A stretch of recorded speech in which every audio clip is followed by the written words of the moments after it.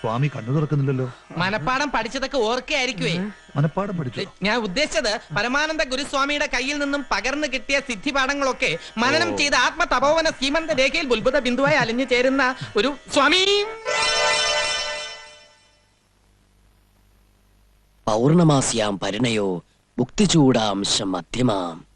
പൗർണമി മധ്യമമായതുകൊണ്ട് പരിണയത്തിന് ദോഷമൊന്നുമില്ലല്ലോ.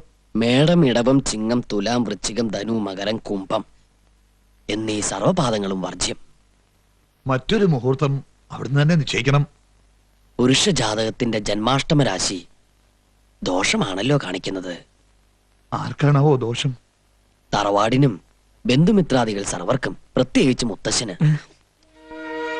പരിഹാര കർമ്മങ്ങൾ എന്തെങ്കിലും ഉണ്ടോ സ്വാമി? പരികർമ്മി സ്വാമി തീർത്തു